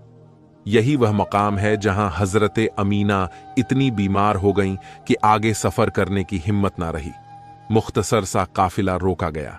जनाबे आमिना की बीमारी बढ़ती जा रही थी, यहां तक कि जनाबे आमिना का यहीं पर इंतकाल हो गया। 6 साल की उम्र में पैगंबरे इस्लाम को बाप के बाद मां की जुदाई का सदमा भी बर्दाश्त करना पड़ा। जनाबे आमिना को बड़े एहतराम के साथ इस मुकाम पर दफन किया गया और जनाबे उम्मे ऐमन 6 साल के इस बच्चे को अपनी गोद में लेकर मक्के की जानिब वापस चली। तारीख कहती है कि पैगंबरे इस्लाम को अपनी वालिदा और उनकी कब्र हमेशा याद रही। इसीलिए जब सुलह हुदैबिया के लिए पैगंबरे इस्लाम मक्का जा रहे थे तो उस वक्त इसी मकामे अब्वा के करीब से गुजर हुआ। चुनांचे वहां से गुजरते हुए पैगंबरे इस्लाम ने कहा कि काफिले का रुख मोड़ा जाए। मुझे अपनी मां की याद आ रही है, मैं अपनी मां की कब्र की जियारत करना चाहता हूं। पैगंबरे इस्लाम अपनी मां की कब्र पर पहुंचते हैं और जारो कतार रोते हैं।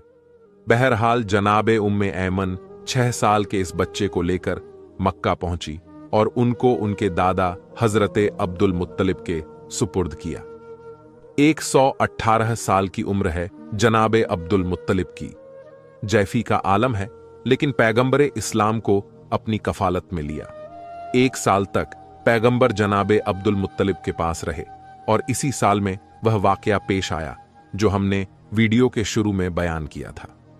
यहूदियों ने रसूल खुदा की दावत की और यह इरादा किया कि हराम खिलाकर देखें कि यह रसूल है कि नहीं, और नाकाम हो गए। जब पैगंबर इस्लाम की उम्र 7 साल की हुई और हजरत अब्दुल मुत्तलिब 119 साल के हुए, तब एक ऐसा वाकया पेश आया जिसमें पैगंबर इस्लाम के पास कुछ ऐसे तोहफे आए जो पैगंबर इस्लाम की सारी जिंदगी पैगंबर के साथ साथ रहे। वह वाकया यह था कि उसी जमाने में यमन के हाकिम सैफ ने मक्के पर कब्जा कर लिया और मक्के को अपनी हुकूमत में शामिल कर लिया। जनाबे अब्दुल मुत्तलिब उन दिनों मक्का में नहीं थे। जब वापस आए तो पता चला कि यह वाकया पेश आया है। मक्के वालों की सलामती अब्दुल मुत्तलिब अपनी जिम्मेदारी समझते हैं।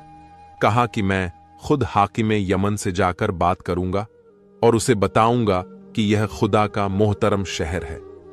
यहां वालों पर ना कोई टैक्स लगाया जाए, ना जुल्म किया जाए। अपने एक मुख्तसर से वक्त को तैयार किया और मक्का से यमन चले। जनाबे अब्दुल मुत्तलिब की आदत में यह शामिल था कि जब कहीं जाते थे तो रसूल खुदा को साथ नहीं लेकर जाते थे, इसलिए कि मक्का मेरा शहर है, यहां पर हम हिफाजत कर सकते हैं। मक्का के बाहर अगर खुदा ना खास्ता कोई हमला हो जाए तो हिफाजत मुमकिन नहीं, बल्कि यह इत्मीनान भी होता था कि मैं जा रहा हूं, लेकिन मेरा बेटा अब्बू तालिब मेरे पोते की हिफाजत करेगा। लेकिन हजरत अब्दुल मुत्तलिब की वफात के बाद हजरत अब्बू तालिब का तरीकाए कार इसके उलट हो गया। आप जब भी कहीं बाहर जाते थे तो रसूल खुदा को अपने साथ लेकर जाते थे, क्योंकि अब पीछे मक्का में कोई ऐसा मौजूद नहीं था जो उनकी गैर मौजूदगी में रसूल खुदा की हिफाजत करता। हजरत अब्दुल मुत्तलिब यमन जा पहुंचे तो वहां का हाकिम सैफ छुट्टी मनाने गया हुआ था।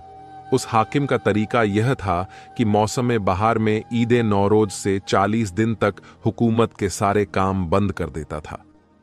एक बड़ा आलीशान बाग उसने लगाया हुआ था और उस बाग के अंदर एक बहुत ही खूबसूरत महल बनाया गया था जिसके कई दरवाजे थे। 40 दिन तक उसी महल में जाकर बैठ जाता था और सिपाहियों को सख्त तरीन हुक्म था कि किसी को मेरे पास ना आने देना, चाहे मेरे अपने बेटे ही क्यों ना हो। 40 दिन सारे उमूरे मुमलिकत से छुट्टी पाकर यह आराम करता था। जनाबे अब्दुल मुत्तलिब यहां पहुंचे तो पता चला कि हाकिम यमन छुट्टी मना रहा है। जनाबे अब्दुल मुत्तलिब परेशान कि मुझे मक्का जाकर अपने उमूर को संभालना है।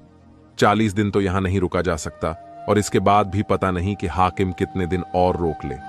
आखिर यह देखा कि बाग के रास्ते से तो जाना मुमकिन नहीं, मगर सहारा के रास्ते से जो बिल्कुल वीराना है, उस तरफ जो दरवाजा है वहां से जाया जा सकता है।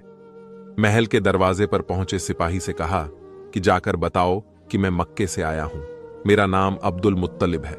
सिपाही ने इनकार कर दिया कि मुझे कत्ल कर दिया जाएगा अगर मैंने आपका नाम भी अंदर पहुंचाया तो। हजरत अब्दुल मुत्तलिब ने यह सुना तो 100 सुर्ख अशरफियां अपने थैले से निकाल लीं और उसके हवाले की कि यह मेरी तरफ से इनाम है और यह मेरा वादा है कि तुम्हें कोई नुकसान नहीं पहुंचेगा। अगर नुकसान पहुंचे तो मेरी जिम्मेदारी है, तुम्हारे नुकसान को मैं पूरा करूंगा। अब जब 100 अशरफियां देखी तो वह भी एक लम्हे के लिए भूल गया कि कितना बड़ा खतरा मोल ले रहा हूं। महल के अंदर गया जाने के बाद देखा कि हाकिम महल के बीच में बैठा है। कहा कि एक इंतहाई मुकद्दस और ज़ईफ शख्स मक्के से आया है, आपसे मुलाकात करना चाहता है। हाकिम यमन सैफ ने सुना। ऐसा लगा कि उसे भी किसी आने वाले का इंतजार था, वरना यह हाकिम वह था कि जिसका हुक्म था, अगर मेरे बेटे भी मेरे पास आए तो मैं उनको कत्ल कर दूंगा। नंगी तलवार रखी हुई है। लेकिन उस वक्त यह सुनने के बाद कि एक अजनबी शख्स मक्के से आया है, तो यह सुनकर कहता है कि जाओ उसे बुलाकर लाओ। यह जुमला बता रहा है कि हाकिम ने मक्के पर कब्जा किया तो उसका कोई मकसद था और अब गालिबन उसे इंतजार था कि मक्के से जरूर कोई मेरे पास आएगा। सिपाही ने महल के दरवाजे पर जाकर हजरत अब्दुल मुत्तलिब से कहा कि आइए। सिपाही खुद हैरान है, उसे यकीन नहीं आ रहा। अब जब पैगाम देकर आ गया तो सोच रहा है कि मैंने कितनी बड़ी हिमाकत कर दी, मगर यकीन नहीं आ रहा कि आज क्या मोजिजा हो गया। हजरत अब्दुल मुत्तलिब को लेकर महल के अंदर पहुंचा। हाकिम यमन महल के अंदर बैठा है। एक पहलू में नंगी तलवार है एक पहलू में शराब का जाम है। जनाबे अब्दुल मुत्तलिब को आता हुआ देखा, खड़े होकर इस्तकबाल किया। आप कहां से तशरीफ लाए हैं? जनाबे अब्दुल मुत्तलिब ने कहा कि मैं मक्के से आया हूं और मक्के वालों के बारे में आपसे कोई बात करना चाहता हूं। कहा कि आप बैठ जाइए, आपसे तो बाद में सुनूंगा। पहले मैं आपको कुछ बताना चाहता हूं कि मेरे पास अंबिया के शरीफों से एक इल्म पहुंचा है कि मक्के में अन करीब खुदा का आखिरी रसूल जाहिर होने वाला है, और यह आखिरी रसूल जब इस दुनिया में आएगा तो उसके बाप का इंतकाल हो चुका होगा। कुछ अरसे के बाद उसकी मां का भी इंतकाल हो जाएगा। इसके बाद उसका दादा उसे अपनी निगरानी में लेगा। जब वह दादा उसे अपनी निगरानी में लेगा तो एक मर्तबा वह दादा मुझसे मिलने आएगा, और मेरे पास अंबिया की जानिब से 3 अमानतें उस रसूल के लिए रखी हुई हैं। मैं इंतजार कर रहा हूं कि मक्का में वह कौन है जो आकर मुझसे यह अमानत ले जाए। यह भी याद रखिए कि उस बच्चे की पहचान यह है कि उसके दोनों कानों के बीच एक मोहरे नबूवत लगी हुई है, जिस पर लिखा है ला इलाहा इल्लल्लाह मुहम्मदुर रसूल अल्लाह। जब यह बच्चा आपको मक्के में नजर आए तो आप फौरन मुझे आकर पैगाम दें, क्योंकि मैं उसका इंतजार कर रहा हूं। जनाबे अब्दुल मुत्तलिब जानते हैं कि यह किस बच्चे का तज़किरा है, लेकिन सोच रहे हैं कि क्या कहें। यह भी नहीं कह सकते कि वह मेरा पोता है। कहीं हाकिम यह ना समझ ले कि अमानत का नाम सुनकर अपने आप को कह दिया, और यह वादा भी नहीं कर सकते कि जब वह बच्चा आएगा तो मैं आपको बताऊंगा। यह भी एक तरह से गलत वादा है। बैठे हुए हैं। सैफ मुस्कुराया, मुस्कुरा के कहा, फकत इतना ही नहीं, मेरा अंदाजा यह है कि उस बच्चे के दादा आप ही हैं, और वह बच्चा इस वक्त आपके घर में पैदा हो चुका है। जनाबे अब्दुल मुत्तलिब ने कहा कि हां, जो अलामत आपने बताई हैं उन अलामत के मुताबिक तो मेरा पोता है, और मुझे यह भी पता है कि मेरा पोता अल्लाह का आखिरी रसूल होने वाला है। मुझे इसके बारे में सब कुछ मालूम है। सैफ ने कहा कि अच्छा, कल दरबार में आपसे मुलाकात होगी और वहां पर मैं आपसे तफसील बातचीत करूंगा। जनाबे अब्दुल मुत्तलिब रुखसत होकर बाहर आ गए, और यमन में जिस जिस को यह इत्तला मिली सबने एक मर्तबा हैरत के मारे दांतों में उंगलियां दबा ली। यह कैसे मुमकिन है कि इन दिनों में कोई आदमी जाए और जिंदा वापस आ जाए? और इससे ज्यादा हैरत अगले दिन हुई कि 40 दिन से ज्यादा हाकिम शहर वालों से कट जाता था, लेकिन अब महल से बाहर निकल आया। अगले दिन दरबार सजाया गया, और दरबार में बाकायदा मक्के के वफ्द को शाही मेहमान की हैसियत से बुलाया। हाकिम ने जनाबे अब्दुल मुत्तलिब को अपने पहलू में बिठाया और सारे वफद में भारी इनामात तकसीम किया। अब जनाबे अब्दुल मुत्तलिब इंतजार कर रहे हैं कि अब वो अमानतें कब मिलती हैं। हाकिम ने कहा कि रात की बात है जो मैं दरबार में सबके सामने नहीं कह सकता। शाम को आप मेरे महल में आइए, जब आपको रुखसत किया जाएगा तो यह अमानतें आपको दे दी जाएंगी। अब हजरते अब्दुल मुत्तलिब को इंतजार है। शाम का वक्त आया। हजरते अब्दुल मुत्तलिब शाम को महल में गए तो हाकिम यमन ने 3 जानवर पेश किए। कहा कि यह 3 जानवर मेरी तरफ से आपके उस पोते के लिए तोहफा है कि जो अल्लाह का आखिरी रसूल होने वाला है, और अगर मैं जिंदा रहा तो यकीनन उसकी मदद करूंगा। हाकिमे में यमन एक ऊंटनी, एक खच्चर और एक घोड़ा तोहफे में पेश करता है। यह ऊंटनी तारीखे इस्लाम में बड़ी अहमियत रखती है, क्योंकि पैगंबरे इस्लाम ने जो अपना आखिरी खुतबा दिया था वह इसी ऊंटनी के ऊपर सवार होकर दिया था, जो हाकिमे यमन की तरफ से रसूल खुदा को मिली थी। यह तीनों जानवर पैगंबरे इस्लाम के साथ मदीने में भी थे।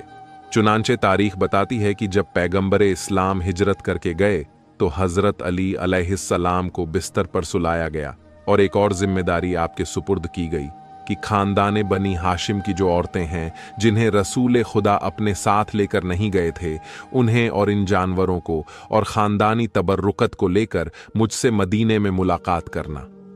तो यह पैगंबरे इस्लाम के पास वह तोहफे थे कि जो हाकिम यमन के जरिए उन तक पहुंचे और आखिरी वक्त तक पैगंबर की खिदमत में रहे। हाकिमे यमन ने बताया कि यह घोड़ा परवरदिगारे आलम की जानिब से एक हादसे के नतीजे में वजूद में आया, और इस ऊंट के बारे में भी रिवायत है कि यह खास और खास तोहफा पैगंबरे इस्लाम के लिए बनाया गया।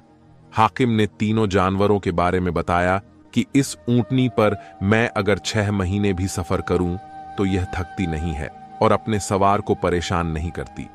घोड़ा ऐसा बाबरकत है कि मैं जिस जंग में भी इस पर सवार होकर गया कभी मुझे शिकस्त नहीं हुई और मेरे कदम पीछे नहीं हटे।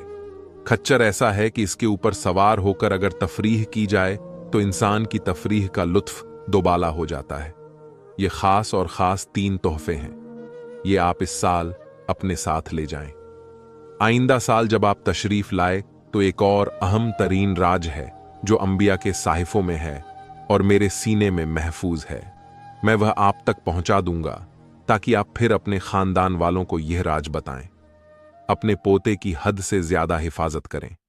आइंदा साल मुझसे जरूर मुलाकात करें और मेरा यह अकीदा सुनते जाएं कि मैं आपके पोते की नबूवत पर ईमान ला चुका हूं और अगर जिंदा रहा तो तलवार निकालकर उनकी मदद करूंगा। हजरते अब्दुल मुत्तलिब को खुदा हाफिज कहा। हजरते अब्दुल मुत्तलिब इंतहाई खुशी के आलम में वापस आ रहे हैं। मक्का के करीब पहुंचते हैं। एक मर्तबा मक्का वालों को पता चला कि हमारे सरदार हाकिमे यमन से बातचीत करके आ रहे हैं। सारा मक्का इस्तकबाल के लिए निकला। पैगंबर इस्लाम साथ हैं, मगर रास्ते में एक जगह पत्थर पर बैठ गए और मक्के वाले आगे बढ़ गए। जैसे ही यह इस्तकबालियां हुजूम हजरत अब्दुल मुत्तलिब के पास पहुंचा तो हजरत अब्दुल मुत्तलिब ने किसी को नहीं देखा। पहला सवाल किया कि मेरा पोता कहां है? आप लोग एक दूसरे को देख रहे हैं। पता चला कि वह तो रास्ते में एक जगह आराम के लिए बैठ गए थे। हम आगे निकल आए। जनाबे अब्दुल मुत्तलिब ने कहा कि मैं किसी से मुलाकात नहीं करूंगा जब तक कि अपने अब्दुल्ला की निशानी की जियारत ना कर लूं। सबको हटाकर आगे बढ़े और खुद पैगंबरे इस्लाम के पास पहुंचे। कहा कि यह 3 तोहफे मैं तुम्हारे लिए लाया हूं। पैगंबरे इस्लाम ने इंतहाई खुशी के साथ उन तोहफों को कबूल किया। हाकिमे ने यमन को दुआ दी और इसके बाद सारी जिंदगी यह तोहफे पैगंबर के साथ साथ रहे। यह पैगंबरे इस्लाम की उम्र के 7वें साल का वाकया है। 1 साल गुजरा, पैगंबरे इस्लाम 8 साल के हो गए। इसी दौरान मक्का में कहत पड़ा और ऐसा कहर के लोग दाने दाने को मोहताज होते जा रहे थे। हजरत हाशिम की एक पोती थी, यानी पैगंबरे इस्लाम की रिश्ते की फूफी। उन्होंने एक मर्तबा ख्वाब में यह देखा कि जब तक तुम अब्दुल्ला के यतीम के जरिए से दुआ नहीं मांगोगे उस वक्त तक मक्का वालों की परेशानी दूर नहीं हो सकती। खानदानी बनु हाशिम के लिए तो यह कोई मसला ही न था। अगले दिन यह ख्वाब जब मक्का में फैला तो सब तैयार हो गए। पैगंबर इस्लाम को आगे आगे लेकर चले और मक्का के बाहर जाकर पैगंबर ने दुआ मांगी। बारिश तो हुई, मगर अब्बू झल वगैरह जो पहले ही से हसद के मारे तड़पे जा रहे थे कि सारे इजाजत इस खानदान को मिल रहे हैं। एक मर्तबा उनके हसद में और इजाफा होता चला गया। 8वें साल में पैगंबर इस्लाम को एक और सदमा बर्दाश्त करना पड़ा। 8 साल और 8 महीने। पैगंबर इस्लाम की उम्र है, वह वक्त करीब आ रहा है कि हजरत अब्दुल मुत्तलिब को यमन से आए हुए 1 साल हो जाएगा। वापस जाना चाहते हैं, मगर परवरदिगार ए आलम गालिबन उस राज को राज ही रखना चाहता है। खुदा जाने हाकिम यमन क्या बात कहना चाहता था, क्योंकि इससे पहले कि हजरत अब्दुल मुत्तलिब यमन जाते हजरत मुंतकिल किया जाए। चुनांचे जनाबे अब्दुल मुत्तलिब को खानाए खुदा के करीब लाया गया और उनके लिए एक मसनद को बिछाया गया। हजरत अब्दुल मुत्तलिब को उस पर लिटा दिया गया। खान आगे बढ़कर पैगंबरे इस्लाम को रोका। हजरत अब्दुल मुत्तलिब जो वशी की हालत में है, एक मर्तबा आंखें खोली, चारों तरफ देखा। ऐसा लगा कि किसी को ढूंढ रहे हैं। किसी ने सवाल किया कि आप किसको तलाश कर रहे हैं? जवाब ना दिया। फिर चारों तरफ देखा। निगाह पड़ गई कि मेरा पोता आगे आ रहा है और अब्बू लहब रास्ता रोक रहा है। अगरचे बेहोशी के करीब हैं, जुबान हरकत नहीं कर रही, मगर उस वक्त भी जलाल आ गया और इंतहाई सख्ती के साथ अब्बू लहब को डांट कर कहा कि खबरदार, आइंदा मेरे बेटे अब्दुल्ला की इस निशानी के किसी काम में दखल ना देना। सारा मक्का जनाबे अब्दुल मुत्तलिब को देखने आया हुआ था। अब्बू लहब ने अपनी तौहीन महसूस की, मगर क्या कर सकता था? मजबूरन पीछे हटना पड़ा। हजरत अब्दुल मुत्तलिब ने हुक्म दिया कि मेरे पोते को आगे लाया जाए। इसकी वजह से मैं बेचैन और बेकरार था। पैगंबरे इस्लाम आगे आए। जनाबे अब्दुल मुत्तलिब ने अपने सीने पर सुलाया। कहा कि अब मुझे करार आ गया। हुक्म दिया कि कुरा डाला जाए कि अब मेरे बाद मेरे इस पोते की निगरानी कौन करेगा। कोरा डाला गया। हजरत अब्बू तालिब का नाम आया। हजरत अब्बू तालिब को मक्के की सरदारी भी मिली और इससे बढ़कर यह शादत कि अब पैगंबरे इस्लाम उनके घर में परवरिश पाएंगे। एक मर्तबा हजरत अब्बू तालिब को आगे बुलाया और करीब बुलाकर वसीयते की ओर सबसे पहला अहद यह लिया कि खुदा की कसम खाकर यह अहद करो कि अगर मेरे इस पोते पर किसी वक्त कोई मुसीबत का वक्त आया तो तुम अपने माल, इज्जत, जान और औलाद तक को कुर्बान करने से गुरेज नहीं करोगे। अब्बू तालिब, जिनका तो खुद तकाजा यही है, अपने वालिद से खाना खुदा के सामने कसम खाकर यह अहद करते हैं। और इसके बाद दूसरी नसीहत कि बेटा, वैसे तो तुम्हें सबसे बचाना है मेरे इस पोते को, मगर खास तौर पर यहूदियों से और कुरैश के हसीदों से होशियार रहना। हजरत अब्बू तालिब ने अहद किया कि मेरी जान औलाद से भी ज्यादा कीमती है मेरा यह भतीजा। हजरत अब्बू तालिब के हाथ में पैगंबरे इस्लाम का हाथ दिया। इसके बाद आवाज दी कि ए कुरैश वालों, क्या मेरा तुम पर कोई हक है या नहीं। सारे कुरैश ने कहा कि आपकी वजह से हम साहिबे इज्जत हो गए। आपकी वजह से सारा अरब हमारा एहतराम करने लगा। आपका हमारे जा नो माल पर हक है। कहा बस मेरे उस हक का वास्ता मेरे इस पोते की मदद करते रहना और इसके हुक्म की तामील करते रहना। सारे कुरैश ने एक जुबान होकर कहा, हमारा आपसे यह वादा है। अब हजरत अब्दुल मुत्तलिब चारों तरफ देखते हैं। हजरत अब्बू तालिब सवाल करते हैं कि क्या बात है। कहा कि मैं दुनिया से जा रहा हूं। मेरा दिल यह चाहता है कि मेरी बेटियां मेरे सरहाने हों और मुझ पर गिरियां करें और मैं इस दुनिया से रुखसत हो। कुरैश के दूसरे लोगों को जरा दूर किया गया। हजरत अब्दुल मुत्तलिब की 6 बेटियां थीं, यानी पैगंबरे इस्लाम की 6 फूफियां थीं। उन सबको बुलाया गया। जनाबे अब्दुल मुत्तलिब की बेटियां शायरी जानती थीं। हजरत अब्दुल मुत्तलिब ने अपनी बेटियों से कहा कि मैं तुम्हारे गिरियाओं जारी के दरमियान इस दुनिया से रुखसत होना चाहता हूं। एक एक बेटी अपना लिखा हुआ मरसिया पढ़ती है। हजरत अब्दुल मुत्तलिब को सुकून आता जा रहा है। यहां तक कि 6 बेटियों ने अपने मरसिए खत्म किए। हजरत अब्दुल मुत्तलिब ने पैगंबरे इस्लाम की पेशानी को बोसा दिया जो दादा के सीने पर लेटे हैं, और हजरत अब्दुल मुत्तलिब इस दुनिया से रुखसत हो गए। तारीख यह बताती है कि सारे मक्के ने सही मायनों में हजरत अब्दुल मुत्तलिब का शोग मनाया। हजरत अब्दुल मुत्तलिब की वफात के बाद पैगंबरे इस्लाम अपने चाचा अब्बू तालिब के घर में मुंतकिल हो गए। हजरत अब्बू तालिब को मक्के की सरदारी भी मिल गई और पैगंबरे इस्लाम भी हजरत अब्बू तालिब के घर आए। हजरत अब्बू तालिब के घर पैगंबरे इस्लाम जब तशरीफ लाए तो हजरत अब्बू तालिब उस इज्जत और एहतराम का अभी से मुजाहिरा शुरू कर देते हैं कि जो आम मुसलमानों ने ऐलान रिसालत के बाद शुरू किया। अपने बिस्तर पर साथ सुलाते हैं, एक ही लिहाफ में साथ रखते हैं ताकि किसी दुश्मन का हमला ना होने पाए। घर में खास तौर पर हुक्म है कि जब तक मेरा भतीजा खाने के लिए दस्तरखान पर ना बैठे, खबरदार कोई घर वाला खाना नहीं खा सकता। सारे का सारा खाना पैगंबरे इस्लाम मुनहसर है। यहां तक कि तारीखों में है कि अगर किसी दिन पैगंबरे इस्लाम का खाना खाने का दिल नहीं चाहा तो अब्बू तालिब का हुक्म होता कि आज मेरे घर में खाने का दस्तरखान ही नहीं बचेगा। सब पाका करें, यह मुझे कबूल है, मगर यह बर्दाश्त नहीं कि मेरे भतीजे के हाथ डाले बगैर किसी खाने को इस्तेमाल किया जाए, क्योंकि जब मेरा भतीजा किसी खाने में हाथ डालता है या मस करता है तो बरकत ही बरकत हो जाया करती है। इधर अब्बू तालिब के यह अहकामात हैं, उधर उनकी जो जाए मोहतरमा जनाबे फातिमा बिनते असद भी कहती हैं कि मैंने मुसलसल मौके पर मौजेज़े देखे। फरमाती हैं कि हमारे घर में खजूर का एक सूखा हुआ दरख्त था।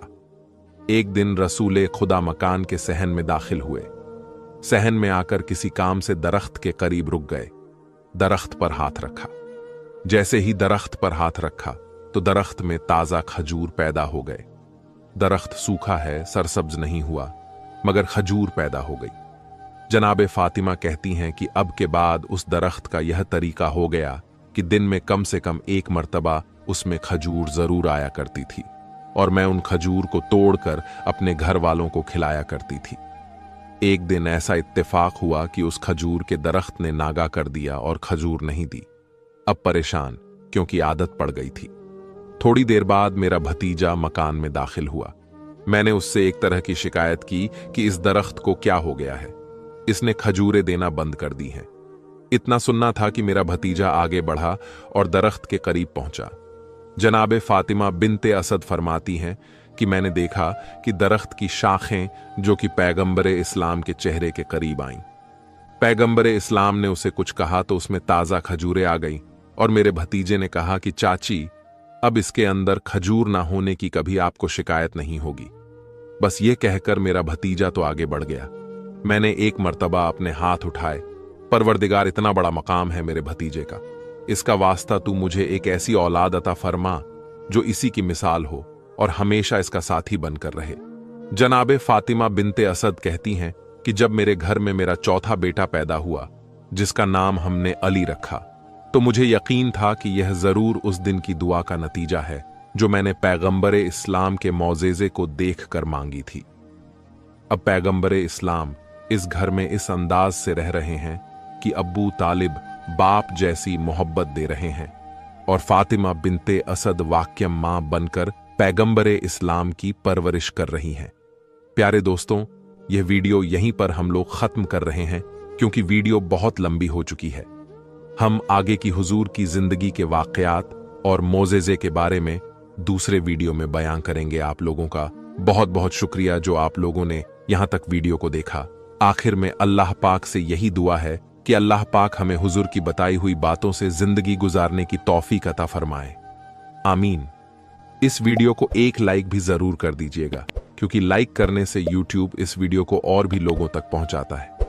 और हां, इस वीडियो को शेयर भी कर दे, हो सकता है आपके एक शेयर से ये बात किसी के दिल में उतर जाए और हम सबके लिए सदकाए जारिया बन जाए। आमीन। दोस्तों, जाते जाते बता दे कि हमने 4 वीडियो आपके लिए मोबाइल की स्क्रीन पर लगाया है। बहुत ही अच्छी कहानियां हैं। अगर अभी आपके पास टाइम है तो इन सारे वीडियोस को भी जरूर से देखिएगा। मिलते हैं अगली वीडियो में, तब तक के लिए अल्लाह हाफिज। हेलो दोस्तों, आज है जुम्मा और मैं अभी जा रहा हूँ जुम्मा पढ़ने के लिए। आज मेरा 1000 सब्सक्राइबर भी पूरा हो गया है आप लोगों के सपोर्ट से, मेरे ख्वाजा जी के करम से। इसी तरह आप लोग सपोर्ट करते रहिए। आज का वीडियो यहीं पे समाप्त करता हूँ।